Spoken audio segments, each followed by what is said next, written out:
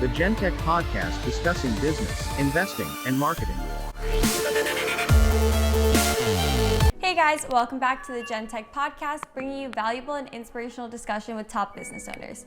Today we have on Quinn Blalock, founder of the Rising Collective and Exist Studios. So Quinn, thank you so much for being on the podcast. Thanks for having me. So first, I kind of just want our audience to get to know you. So when did you first come to Tampa? Great question. So I have two trips to Tampa. My first one, I was about 8 years old. Went to college here, graduated from USF in marketing. And then I traveled America for a little bit, lived in New York, Baltimore, Texas, LA for most of the time. And then when COVID happened, I decided to come back here and check it out. And I fell in love with how much the city had grown, how much support I still had here, and just really the beauty of the movement that was happening here. So I'm back, and I've been back for about a year and a half now. And so you went to school for marketing. So did you always know that you wanted to be an entrepreneur? Yeah, great question. So I started out in school wanting to get into the medical field. I wanted to be an orthopedic surgeon, and I hated biochemistry. So I switched my career to marketing because I wasn't quite sure what I wanted to do yet. And the marketing career taught me that I could be an entrepreneur. I ended up in sales out of school, and I realized that if I could sell something for someone else that I barely believed in, then I could create something for myself that I really believed in and sell that. And living in all those places in the United States, what did that really teach you, and how did that shape you? Yeah, another great question. Well, there's so many cultures, and everything's really different. I mean, especially in Baltimore, it's like you're in a third world country in spots, but it first of all, it gives me empathy for things outside of your backyard. Secondly, I feel like it gave me a lot of inspiration, just ideas, especially coming from Los Angeles. There's so many different things there, from drinks to like a kombucha. It's super popular there. Yeah. I know it's pretty popular here, but the variety there. And you might have a berry lemon mint kombucha in LA, come back here and they only have mango. You're like, I should make a berry lemon mint, So in terms of just, exactly, yeah, just getting influence from different cultures and different locations outside of your backyard. So when you came back to Tampa during COVID, when did you first start your business? Yeah, so my business was started pre-COVID. Well, the Exist business wasn't, but the Rising Collective was. And that's our retreat and immersive events business.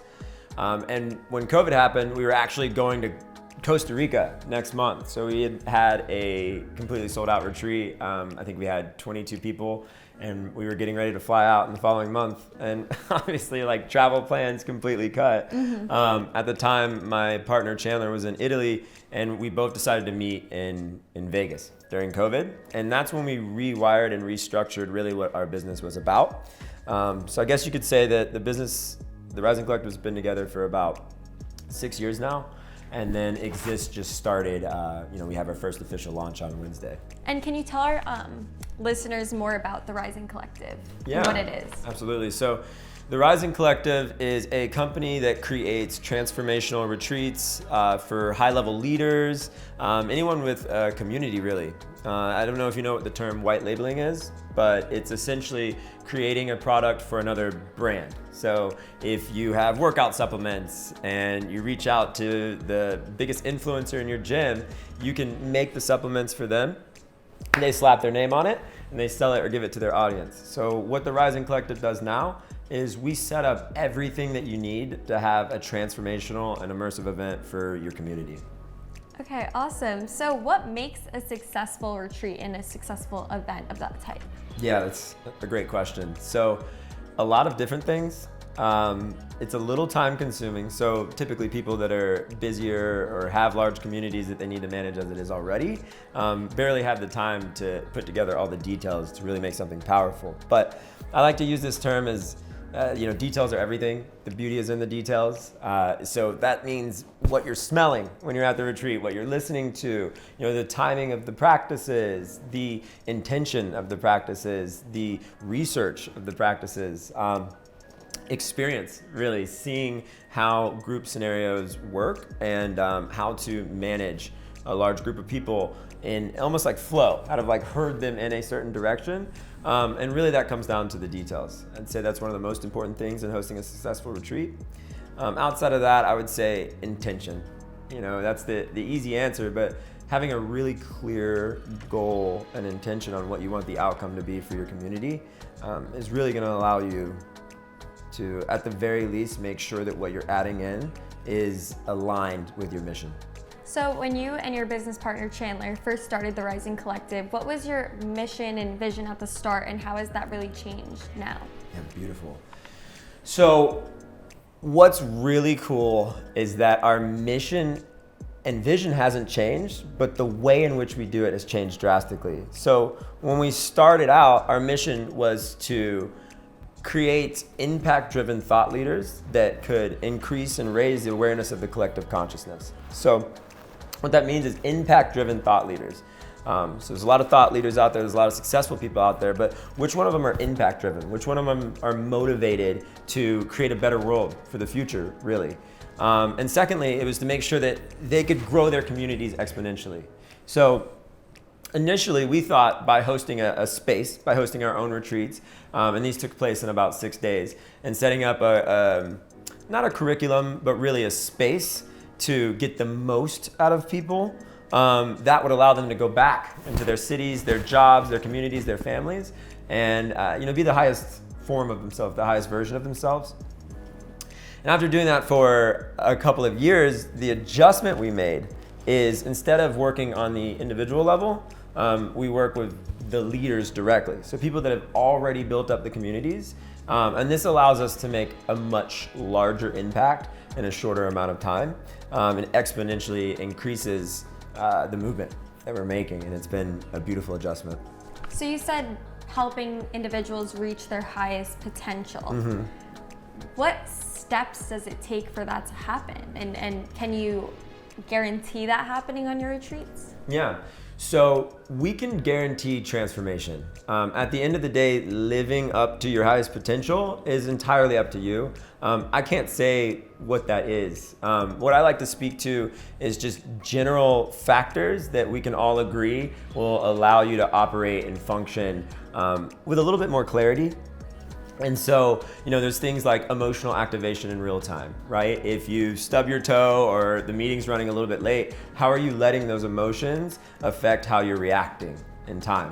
Another one is clarity of vision, clarity of purpose. Have you taken the time for yourself? Sometimes we can get so caught up in the day-to-day and the consistent actions and putting out the next fire that we don't take time to, for lack of a better word, tap in, for lack of a better word, journal, ask ourselves the right questions that lead to a better future for ourselves and, again, others. So to answer your question, can we guarantee that someone leaves the retreat being the highest version of themselves? I would say you're the highest version of yourself when you showed up at the retreat. What we guarantee is that there will be some sort of transformation. Meaning there will be a realization, there will be, even if that's just rest, the rest that you needed to be able to step into that next chapter, that next quarter of your life, we guarantee we'll create that. Who would you say your target audience is for these types of retreats? Great question. So initially our target audience was motivated individuals that motivated to look at themselves in a mirror and ask themselves questions. Now, our target audience is high-level leaders, entrepreneurs, influencers. We work with athletes, chefs, coaches, authors. Anyone really that has a community or a fan base that wants to get to know them on a deep level, wants to get to know them on a personal level, wants to have a space for them where they can create raving fans out of fans, right? Where they can really connect. In this world that's so plagued by short-term interactions and social media and what you see on a screen, we really love the idea of turning off your phones, going to a place you've never been, and connecting. And so again, right now our target audience is just high-level, high-functioning individuals that have a community that they're currently serving. And this idea, at least to me, it's something that's new and something I haven't really heard of before. So did you have any role models or individuals who have done something like this before that you really looked up to, or where did you first, get this idea for the business? Yeah, that's you're so true. It hasn't been done before. It makes it a little bit. There's one other company we just discovered recently that is doing something similar, and they just started recently as well. So we're working on connecting with them now, but that has been one of the more difficult things I would say of this path, and it made it such a beautiful journey full of pivots, is that we don't really have a North Star. I could mention my influences, Tony Robbins being a massive one, Darren Hardy, Aubrey Marcus being a huge influence there. But really it's, my circle, my friends, AKA my family, Chandler, my partner, we went on a trip, and a lot of people go on vacations together, but this vacation was different. It felt different. At the time, my girlfriend, she was going through yoga school, so she was doing yoga lessons in the morning. We were having mastermind and open counseling sessions during the day. So these would look like, hey, let's each come up with 3 ideas that we feel like don't exist yet, and just talk about what it would take to get that done, right? I remember at the time, I had the idea of creating up a cord roller. So like an automatic, you press a button and it rolls up your cords for you, because that's just so annoying, right? So turns out that actually got invented a year later. I was like, I should have hopped on That's it. so funny. But we just had this beautiful experience where we were hiking, we had open council, we did yoga practices, we did breathwork practices, we tapped into the community, we explored locally. Everything felt like it was accidentally like in this perfect flow. And I remember thinking, what would it look like if we did this for other people? Like how my life changed after that, his life changed after that, and it was just for the positive, right? And so we did it. We just kind of we had a full moon ceremony on the beach one day, and we were asking everyone what they wanted to do, what they wanted to bring into fruition this next year. And it was so funny. I said the same thing that Chandler and Jasmine had said in this circle. So we were like, oh wait, we all want to do the same thing from this experience that we all had together. Let's get started. What advice would you have to listeners of the podcast who maybe also have this vision that they want to become a reality? So right now, the first thing that comes to my head in terms of if you want to make your vision become a reality, I think get started right away. Make bite-sized steps. The vision, especially if it doesn't exist, can be a little scary looking at that really big picture. I say just get started right away on what do I need right now that will bring me momentum, and then capitalize off that momentum. Take that task and be like, I crushed that. Give yourself a little celebration, and then go into the next bite-sized task. Manage your time and set very, very clear goals. I can give a very practical, there's something called EOS. It's the entrepreneurial operating system. And this EOS system allows you to create and track your goals. I would say look into that and get started right away. So since starting the Rising Collective, have you faced any failures, and how have you used that experience and learned from it?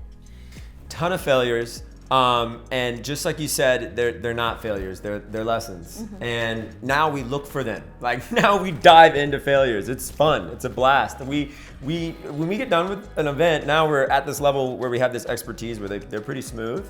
People be like, I've got no complaints. We're like, no, give me a complaint. Like we need one, because it fires us up building something that's even better. And That's we how you can't, grow. exactly, we can't get better if we don't know where our blind spots are, or our lessons, or our mistakes. And so, we could spend the rest of this podcast talking about, mishaps or missteps, but thankfully there's been nothing that's earth-shattering. It's all just like, okay, we'll do that differently this time. What advice would you have to, take those comments, whether negative or positive, and how do you take that and change and put it into fruition? Yeah, great question. So after every event, we have a questionnaire with the team. So the people that we're working with, anyone on their team and then our team. And after every event, so if you're doing a 6-day retreat with us, we do 6 of these at the night. And so we say, what did we do great? What can we do differently? Or no, what can we improve? And then what are we gonna do differently? And so the what can we improve it sounds like the what can we do differently. And I remember the first time we hosted this, I was like, I'm confused, like which is which. But what it did is it motivated me to say what we can improve, not what do we do wrong, what can we improve? All right, now how are we gonna do things differently to improve that? It was very like, this is the overarching idea of what needs to be improved, but this is the direct, actionable path that we can take to make it better. So for example, the first day, the first 15 minutes, the minute that the guests show up at a international retreat. So for a lot of people, this could be their first time traveling out of country. You know, they have no idea what they're doing. They're just like, it's a lot of nervous energy. We recognize that the first 15 minutes were so important from our previous retreat. We had asked that question and they were like, today was amazing, first day was great, but maybe when people show up, you can take their bags. Maybe instead of handing them the gift bag, you can put the gift bag on their table. Maybe you can include a pin with their journal. You know, little things like this. You just say, what can we improve? And then what can we do differently? So I think by building the habit of asking yourself in that order too, like what do we do great, right? Give yourself that positive momentum. What can we improve? And then what can we do differently? Then it's gonna allow you to eventually over time stop looking at everything like a mistake or a failure, and instead, like we are now, get hungry for what you can do differently. Like you said, that 1% improvement I think is extremely important because it really does add up, and getting those comments, you're able to continuously improve. And just like you said, by adding a pen in the journal, how much that really affects them and really improves your whole process. So, you know, you gave advice on how to turn a vision into reality. How did you and Chandler do that with your idea? Like, what were the steps when turning this vision into real life and a business? So, a lot, right? And then they all are, to me, I want to get very specific, right? So I want to be like, well, you know, the pivot from working on an individual level and building our brand to working with people who already have brands and white labeling their treats for them, that was just a matter of us looking at our own process and be like, what do we not like about this? Like, what do we just not enjoy? And we didn't enjoy the speed and then the community, feeling responsible for a community. We wanted to like encourage personal power, personal development, essentially. So anyways, I would say the steps to get on this journey are to make bite-sized steps, or make bite-sized kind of next steps for yourself and your big vision goal. Use the entrepreneurial operating system to do so, because it's so clear. Like I'd be open to it, just like explaining what that is. Actually, let me do that. Yeah. Let me just explain what that is. So essentially, you know, you start out with something called a VTO, summarized as a vision traction organizer. So you've got this vision. How do we create traction? And then let me put it in an organized manner. I love Google Drive. It's awesome, easy to share. Yeah, it's so great. And so what you'll do is you start out big. What's our mission? So our mission is to help impact-driven leaders elevate the collective consciousness, whatever that looks like for them. So that's our big mission, right? And what are 3 things that make you unique? Like, why are you different from the rest of the people that are inspiring others to raise the collective consciousness, right? And then from there, you go into 5 kind of open, if anyone in your company were to ever work for you, ever, what are your value statements? Like what is just, this is unacceptable if you don't meet like this value. And that might just be, you know, do your best. That's a lot of companies' value statements. Just do the best you can, right? So just create what that looks like for you. It may be inspire others. It may be stay creative. I mean, this is entirely unique to your company. And then from there, once you have this, I want to call it just an overarching mentality, an overarching mindset on your business, let's get specific. So in 10 years, right? And like, let's not play small unless you want to, right? But in 10 years, what do you want 10 years from now? And this is really important to do with your partners, because a lot of times your vision's a little different. One of your partners is like, I want a community of 100,000, and you're like, I want 1 million. And so it's super clear, it's super important to get clear on that right away so that you guys can set everything else up. And so you just set big goals. And on your 10 year, you're not setting more than like 3 of these. And these need to be SMART goals, which I'm sure you've heard about. So specific, measurable, time-based, Do you remember all the breakdowns? Action, maybe. Yeah, there you go. There you go. Actionable. And then we're looking for E. Reasonable, maybe. Yeah, okay, that's fine. Yeah. Let's call it. So you make smart goals. And for me, I see these things as having very clear metrics, being fairly simple, like easy to read, and being something that you believe yourself to be able to do. And so you just make 3 of those on the 10-year. You move to the 3-year and you do the same. And then you move to the 1-year. And so in the 1 year, you create more than 3 goals. You can set up 5 rocks, which rocks are goals, but big goals that have smaller tasks underneath them. Mm-hmm. So once you get to your 1 year, you set up those big goals, and then you and your team, you're done for the day. Then you and your team spend a whole day creating the metrics that will allow you to achieve this goal. So let's say, for us, if we want to work with 10 new retreat hosts in next year, how many, based off of our previous metrics, retreat hosts do we need to reach out to, right? Mm-hmm. And so that's just one step. So it's like reach out to 100 retreat hosts, right? Looking for that 10% closing ratio, if we can guarantee that. And then now, after that, how do we reach out to those 100 retreat hosts? Where are we finding them? Is it Instagram? Is it direct marketing? Are we sending emails? Is it YouTube? Like, how are we finding them? And then it could be all. It could be 25 emails, 25 YouTubes. And so essentially what I'm getting at, to not go too deep into this, is you're just taking that big element, that big vision, that big dream, mm-hmm. and you're just deep breathing and moving through the process of what it takes for it to become a reality. I think way too many people today think, I have the dream, should be done tomorrow. It's like, have the dream, get clarity on your vision of what that dream takes, take the bite-sized steps top down, and then once you get to the very bottom, where it's like, create a name, get a find partner or find sales operator, make an Instagram, whatever, then do it. Just take that step. And there's gonna be, one thing I've learned, there's gonna be so many other steps, but it's the beauty of life. It's like what inspires us. It's the hero's journey of going through those steps and just, remembering the beauty, remembering what it's all for, and remembering that ultimate mission that you have, and then living those values. Mm-hmm. I think that's a great way to put it. It does take a lot, but you said those bite-sized steps to really, in the end, get you to that goal. And so your business is interesting. Our business is the same. We have 2 CEOs, 2 co-founders. So what are the benefits, do you think, of having a business partner? That is such a great question. It's like, so for me, it's the best ever, right? But it's marriage. I mean, you're married, and there has been, just like any other marriage, ups and downs, essentially. And I think when you ask any successful couple, you say, what makes a good marriage? They're like, it's not always 50-50. Like, you have to love and have compassion and a shared vision with the other person. Sometimes it's 60-40, sometimes it's 80-20. Sometimes there's, your wife gets pregnant, you're out for a little bit, you might need to pick up the slack, but you do so because of the mission.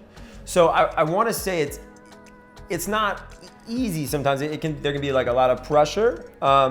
It's like having a family member. It's like having just someone that knows they're there with you on this path. It is so important to choose the right business partner. I've had, at this point in my life, at least 6 business partners, and then not all successful, obviously, right? And Chandler, specifically with the Rising Collective, is my brother. There's not, we don't even have to communicate a whole lot anymore. It's like we could just, especially at retreats, we kind of just bing, bing, okay, good to go. And it's awesome to feel that support and to know you have that connection. And it's important to get clear with your business partner up front. One of my mentors, one of my very, very good friends, he taught me this very valuable lesson of create a system and then point to the system. And so if your business partner and you never talked about those goals, and like we said at the beginning, they're picturing a community of 100,000, you're picturing 1 million, and year 3, you guys are at 25,000, you're disappointed, they're pumped. Do you know what I mean? If you didn't have that communication up front, you guys can say, wait, we agreed together that we're gonna do 500,000, that's our goal, so we're actually a little bit off of our metric. If you didn't do that ahead of time, it can create turmoil. because resentment can start to build. You can be like, well, why are they? You can't understand like why they're not aligned with you. And it's like, well, you guys never agreed on it. So you agree on that system, you agree on that structure, and then you can, as a team and as family, and as brothers, in Chandler and I's instance, we can say, do we want to adjust anything about this? Do we want to have another conversation on this? And then allow each other to share that open space, right? To be vulnerable and express, but then agree. Awesome. And then take the steps and point to that, and not, you got to separate, right? Like, this is our business. Hey, we're having a business meeting, and then friendship. I love you. You know what I mean? And I do that often. Like, I will go, this is a business conversation, and I would say it, and especially because my energy towards business is very different towards my energy with friends. Very different. I'm very like, okay, clear, what's our next step? How can we get there? And then with friends, I'm just like, let's hang out and like love each other, essentially. So it's good to, I would just say, have a system that you both agree on, have a vision that you both agree on, and then, allow the vulnerable space. So allow like yourself to say the hard things, and then create the space for your partner to say the hard things. That would lead to it. And then as far as what I love about it, it's great to have another person that's on that journey with you. That communication is definitely super important when having a business partner. And what other skills would you say are important to being an entrepreneur? So I was just talking about this just came to the top of my head, but delayed gratification, I'd say, is important. I would say being able to, like we talked at the beginning of this conversation, control emotional activation in real time is extremely important. I would say a balanced schedule is just ridiculously important. A level of organization helps. I'm just speaking to like everything that I think clarity on your vision, really important. Yeah, those are some of the more important things I would say to being an entrepreneur. And with, your industry, what would you say success looks like for you? Okay, so within my industry, it's tough to say. I'd say within my industry, people feel like it's just actionable change, Within what I think success looks like, it feels like just doing what you feel like is in alignment with your life. And when I say alignment with your life, I mean you're fired up about it. Like, you feel it is your purpose. Like, everything up to this moment led for me to do this next day and this next day. It's like a passionate movement. And that doesn't have to be like on your career. That could be like you have 3 kids that you love so much, and you wake up and you're like, I cannot wait to like get these kids to school. This is amazing. Like, that's success, I in no way correlate success with income. I believe income comes when you provide value, and I believe you'll provide value if you're doing something that you love, because you're genuinely curious about it, and you're genuinely passionate. And so those two things combined, it's like what you want to do with your time. It's like a lot of people, they numb themselves and they numb what they're doing with their time, whether that's like a Netflix or a video game or a drinking, just turning your mind off. But if you turn your mind on and turn off the noise of what's around you and say, what is it that I want to do? Like, do I want to write? Do I want to paint? Do I want to give love to these kids? Like, what's important to me right now? And as long as you're doing that, you're successful. I completely agree. So a lot of business owners do listen and watch this podcast. So what is a really good piece of advice you would have to business owners? Good piece of advice to business owners.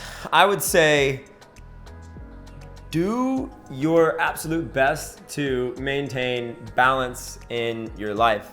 Everything's important, not just the success of your business or not just putting out the next fire. It's your family, it's your friends, it's your physical body, it's your emotional body. All these things are extremely important. And so I would say remind yourself to maintain balance. And if it's hard, put it in your schedule. Free time, 7 to 8, connect with my family, Sundays, 10 to 11. And these are actually in my schedule. Learn something new, right? Tap into those different areas of life, not just career, because sometimes it can be easy to forget that.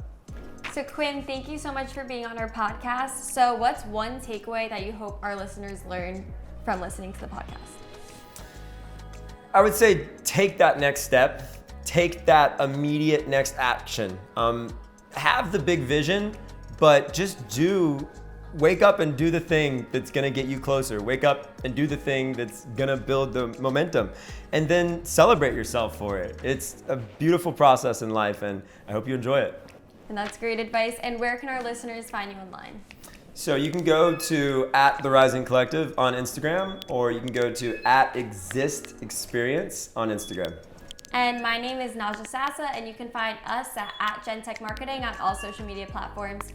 Quinn, thank you again, and we'll see you guys next week.